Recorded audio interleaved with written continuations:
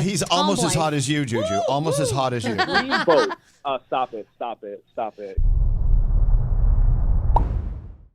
Let's get to the Juju Green report, and let's do a digest version so we can get you back inside because you look cold. But we want to know. We don't want to do anything till we hear from you. Where do we go to watch something this weekend? Talk about it. All right, so this weekend we have a new film from MGM Studios. I believe it's going to be on Prime Video. Maybe in a couple weeks, really fast. They have a quick turnaround. But Mercy with Chris Pratt. It is a very interesting movie. I think the premise is pretty awesome. It's about a guy who's a cop, or like at least in the justice system, who creates an AI justice system that puts everybody kind of like through this like AI generated looking into your like weird like past and everything, and then they are judge, jury, and executioner. And he created it, and then he actually becomes a victim of it when he gets put on trial for the death of his wife. So very interesting movie. It's a different role for Chris Pratt. He's sitting for a lot of it. So it's like a bottle episode of a TV show. I really liked it. It's a lot of fun. It's pretty intense. Maybe a little bit predictable, but to be honest, predictability is sometimes we need nowadays. So Mercy, Chris Pratt, check it out.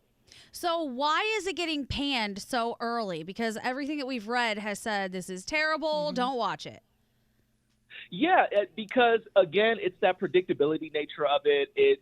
The conversation of AI in film is just kind of like almost like a tired one, I guess, and it doesn't really do anything to really invent the wheel. But I like it because I do like Chris Pratt's charisma. I think Rebecca Ferguson puts in a pretty cool performance as the AI judge. There's banter between those two. And it has a little bit of that like a missing element to it. I don't know if you ever saw the movies Missing or Searching, but it has a little bit of that to it. I hang my hat on the fact that it's better than Ice Cube's War of the Worlds. I think that's why I like it a little bit more. Like, everything is War of the Worlds. Okay. So Mercy, Chris Pratt in theaters and then in Prime Video land soon, right? Yes. Okay. Perfect. What else? All right. Next up, we have The Rip. This is a movie starring best friends of all time, Matt Damon and Ben Affleck. It's a Netflix original. It's about, it's about two cops who essentially like they specialize in breaking up rips, which is essentially when like they hear a tip from an anonymous source that there's a bunch of money due to a drug ring, trafficking, whatever. They go to it, find out that there's a lot more money than they were expecting, and now there's a lot of infighting between the cops because they all kind of want the money for their own reason, and there's like an outside force that may or may not be the cartel that also wants them to just kind of like lead the whole situation.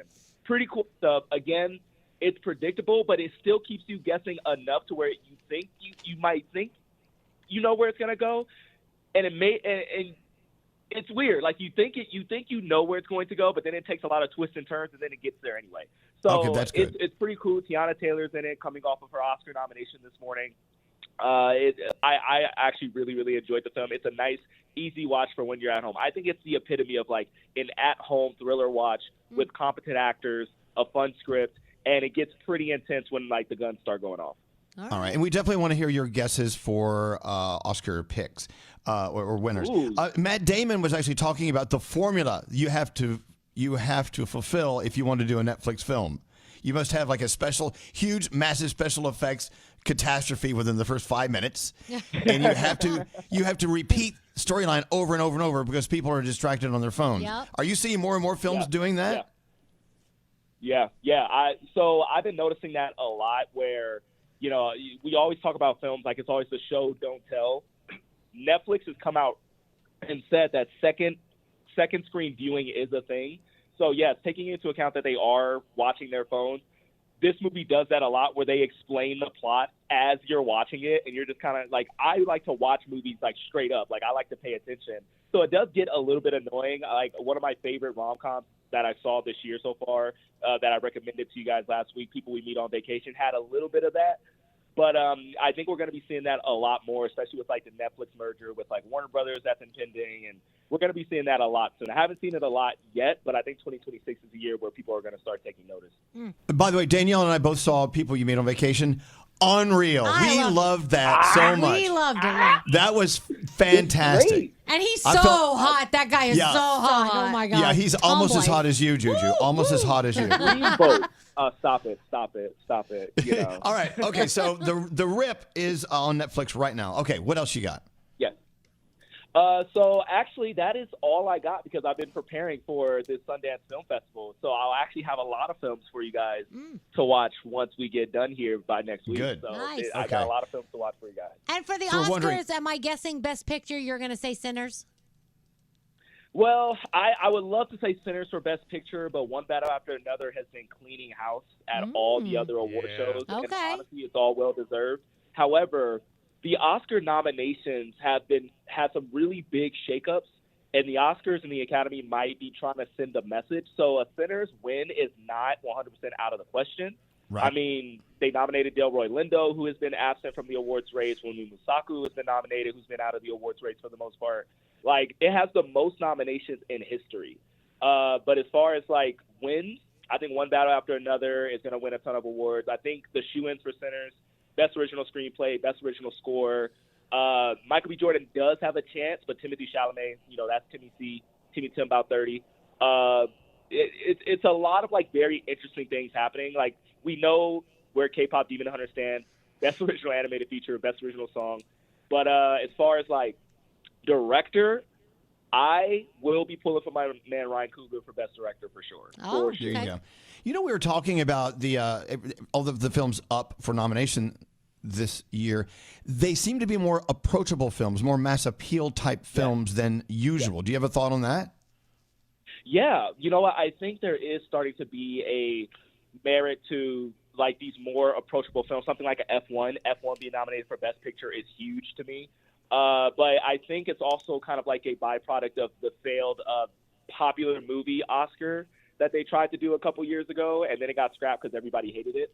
But I think like the Oscars really want people to feel like their event is huge because obviously we know that in Hollywood it is the biggest night in Hollywood.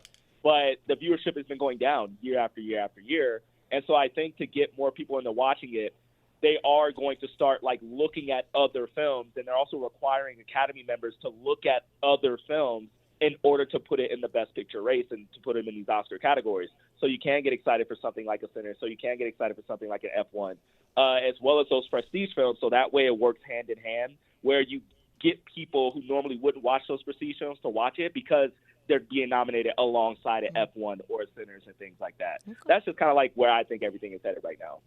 They're going to YouTube now as well. So, they're really thinking long term. What is the message you think they're trying to send? Is that it, or is it something else? You said the Oscars are trying to send a message this year. Yeah, so I think the Oscars, like, for many years, I feel like the award circuit has been trying to make a big push for diversity. And I know listeners who are probably listening to that is like, oh, so it's a big diversity play. No, I don't think that.